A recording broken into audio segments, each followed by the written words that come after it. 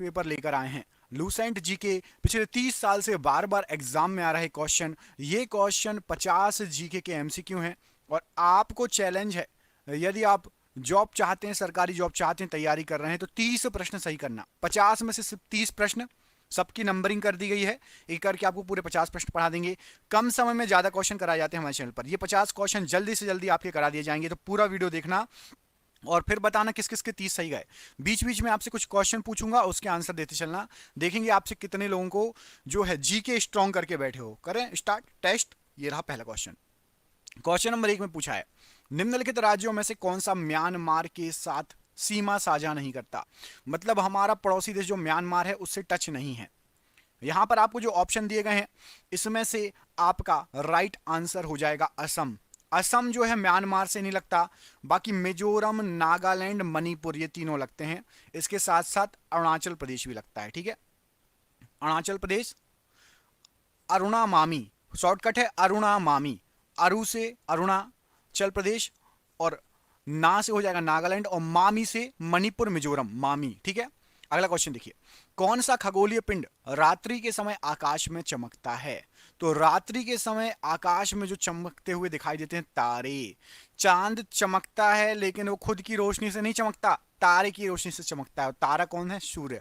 सूर्य की रोशनी से चांद चमकते हैं, तारे ही चमकते दिखाई देते हैं। ऑप्शन नंबर डी यहां पर राइट आंसर है। उस निश्चित मार्ग को क्या कहा जाता है जिस पर कोई ग्रह सूर्य के चारों ओर घूमता है।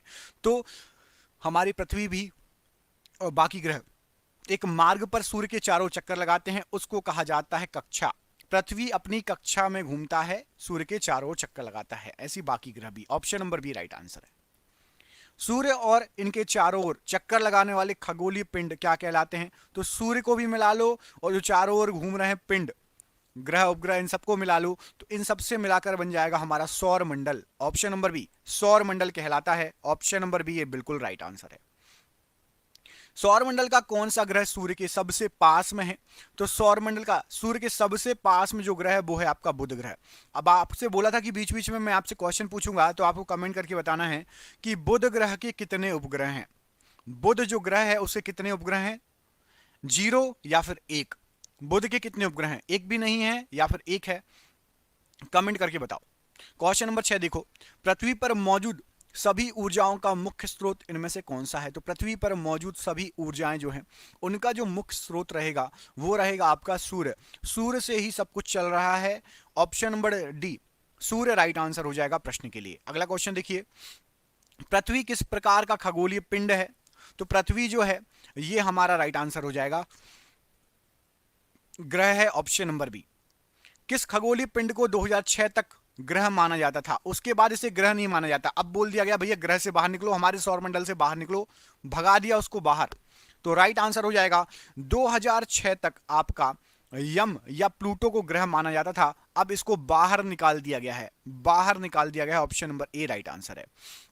जब 3/4 चांद दिखाई देता है तो उसे क्या कहा जाता है। 3/4 चांद दिखाई दे, तो जब भी 3/4 चांद दिखाई देता है उसको कहा जाता है उन्नतोदर चांद, उन्नतोदर चंद्र। Option number B right answer हो जाएगा।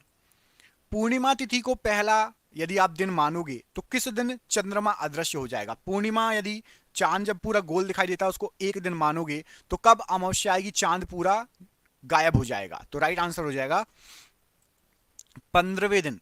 ऑप्शन नंबर यहां पर डी 15वें दिन प्रश्न के लिए बिल्कुल सही आंसर हो जाएगा। रात्रि के समय आकाश में चमकीली वस्तु इनमें से कौन सी होती है। तो रात्रि के समय आकाश में हमें चंद्रमा चमकते हुए दिखाई देता है। ठीक है, तारे भी दिखते हैं, लेकिन जो बड़ी वस्तु है वो है आपकी चंद्रमा, और वो सूर्य के प्रकाश से चमकती है, याद रखना। ठीक है, चंद्रमा की किस अवस्था में चंद्रमा अदृश्य हो जाता है। तो चंद्रमा अमावस्या के दिन नहीं दिखाई देगा, अदृश्य हो जाएगा, गायब हो जाएगा। Option number D right answer है। एक महीने में कितनी बार आधा चांद दिखाई देता है बताओ। एक महीने में, तो एक महीने में आधा चांद 2 बार दिखाई देगा। ऑप्शन नंबर डी 2 बार राइट आंसर हो जाएगा। चंद्रमा किस खगोलीय पिंड के चारों ओर घूमता है। तो जो चंद्रमा है आपका पृथ्वी के चारों ओर घूमता है। Option number B right answer है। भूपर्पटी में पाए जाने वाला दूसरा सर्वाधिक प्रचुर तत्व कौन सा है। तो भूपर्पटी पर पाए जाने वाला दूसरा सर्वाधिक जो प्रचुर तत्व है वो है सिलिकॉन। सिलिकॉन क्या है? तो सिलिकॉन सेमीकंडक्टर है, ठीक है, याद रखना, अर्धचालक।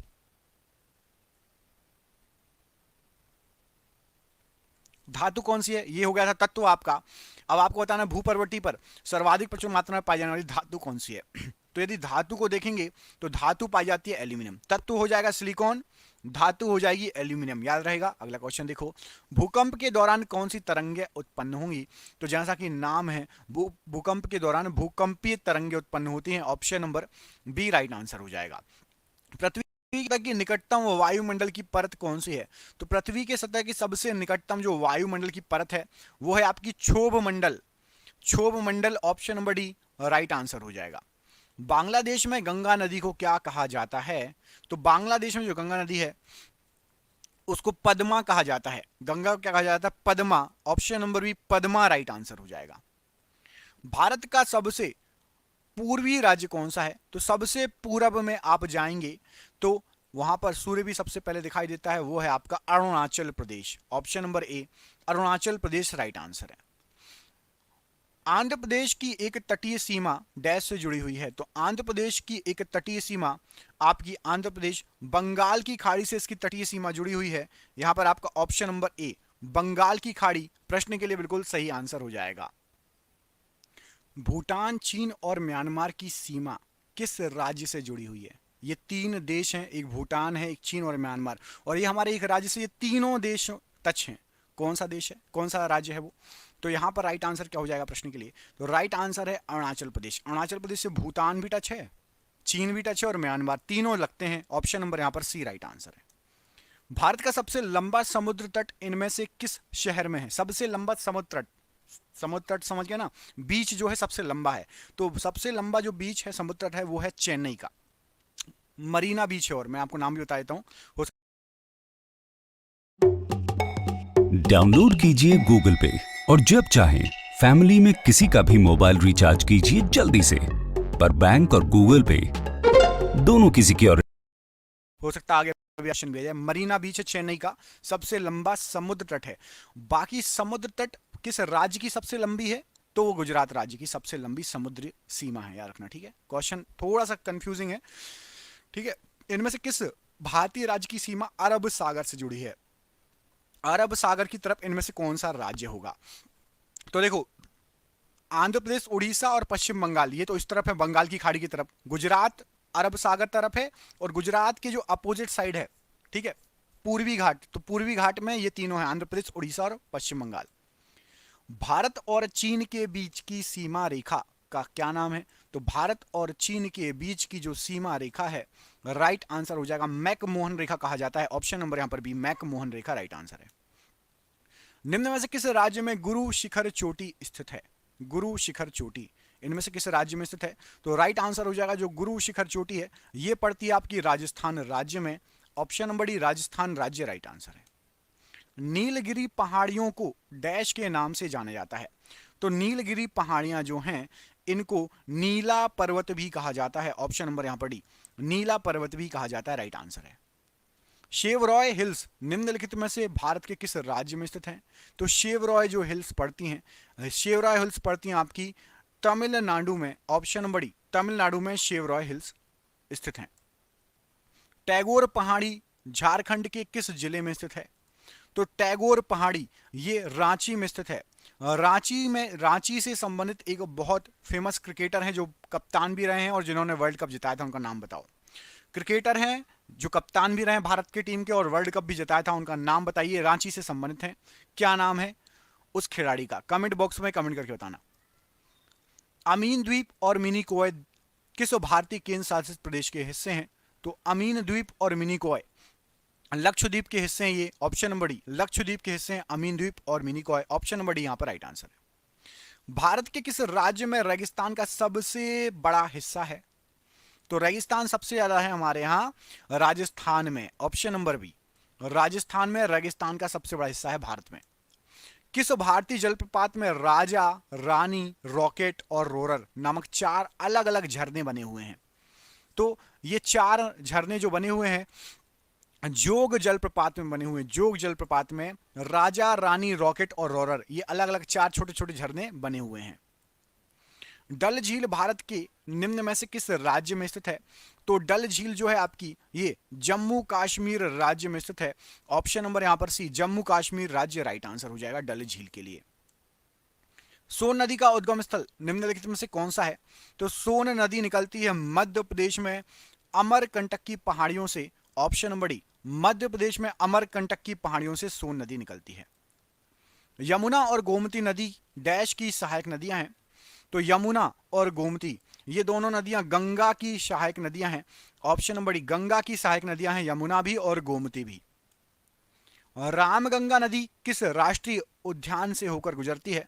तो रामगंगा नदी कार्बेट या जिम कार्बेट राष्ट्रीय उद्यान से होकर गुजरती है। ऑप्शन नंबर डी यहां पर राइट आंसर है। झेलम, चिनाब, रावी, व्यास और सतलज ये किसकी सहायक नदी हैं? तो इनको पंच नद बोला जाता है। झेलम, चिनाब, रावी, व्यास और सतलज को पंच नद बोला जाता है। और ये आपकी सिंधु नदी की सहायक नदियां हैं। सिंधु नदी तंत्र, सिंधु नदी की सहायक नदियां हैं। ऑप्शन नंबर ए यहां पर राइट आंसर हो जाएगा प्रश्न के लिए। निम्नलिखित में से कौन सी भारत के प्रायद्वीपीय क्षेत्र से निकलने वाली सबसे बड़ी नदी है? प्रायद्वीपी मतलब साउथ की तरफ से, तो साउथ से निकलने वाली सबसे बड़ी नदी है आपकी, यहां पर जो ऑप्शन दिए गए, गोदावरी नदी। ऑप्शन नंबर डी, गोदावरी नदी साउथ में बहती है और सबसे बड़ी नदी है गोदावरी। Option number D. प्रायद्वीपीय भारत का की सबसे लंबी नदी कौन सी हो जाएगी? तो प्रायद्वीपीय भारत की सबसे लंबी नदी गोदावरी नदी। ऑप्शन नंबर ए, गोदावरी नदी राइट आंसर है। इनमें से कौन सी नदी कटक से होकर बहती है? कटक, कटक जो शहर है, कटक शहर किस नदी किनारे बसा हुआ है? तो कटक महानदी किनारे बसा हुआ है। ऑप्शन नंबर ए, महानदी किनारे राइट आंसर है। साबरमती नदी भारत के किस राज्य से निकलती है? तो साबरमती नदी भारत के राजस्थान राज्य से निकलती है। ऑप्शन नंबर ए, राजस्थान राज्य राइट आंसर है। राजघाट बांध डैश नदी पर स्थित है? तो राजघाट बांध बेतवा नदी पर स्थित है। ऑप्शन नंबर ए, बेतवा नदी राइट आंसर है। मलमपुझा बांध इनमें से किस जगह स्थित है? तो मलमपुझा जो बांध है आपका, ये पड़ता है आपका Palakkad. Option number C, Palakkad. Option number C यहां पर मलमपुझा बांध के लिए बिल्कुल सही आंसर हो जाएगा। अगला क्वेश्चन देख लेते हैं। अगले क्वेश्चन में पूछा गया है कि उकाई बांध का निर्माण किस नदी पर किया गया था? तो जो उकाई बांध है ये बना है आपका ताप्ती नदी पर। उकाई बांध कहां बना है? ताप्ती नदी पर। ऑप्शन नंबर ए, ताप्ती नदी राइट आंसर है। भारत में निम्नलिखित में से कौन सा आर्क बांध का एक उदाहरण है? आर्क बांध का उदाहरण, तो इडुक्की बांध जो है ये आपका आर्क बांध का एक उदाहरण है। ऑप्शन नंबर डी, इडुक्की बांध आर्क बांध का उदाहरण है। तिपाई मुख बांध निम्न में से किस राज्य में स्थित है? तो तिपाई मुख बांध ये आपका मणिपुर में पड़ता है। Option number C, Manipur right answer हो जाएगा। निम्नलिखित में से कौन सा बांध कृष्णा नदी पर बनाया गया है? तो कृष्णा नदी पर बनाया गया बांध है आपका नागार्जुन सागर बांध। ऑप्शन नंबर बी यहां पर राइट आंसर है। उत्तर प्रदेश का कौन सा शहर कांच की चूड़ियों के उद्योग के लिए मशहूर है? तो कांच की चूड़ियों का उद्योग फिरोजाबाद में होता है। Option number D, Firozabad right answer है। इंदिरा गांधी अंतरराष्ट्रीय हवाई अड्डा किस शहर में स्थित है? तो इंदिरा गांधी अंतरराष्ट्रीय हवाई अड्डा यह आपका नई दिल्ली में स्थित है। ऑप्शन नंबर सी, नई दिल्ली में इंदिरा गांधी अंतरराष्ट्रीय हवाई अड्डा स्थित है।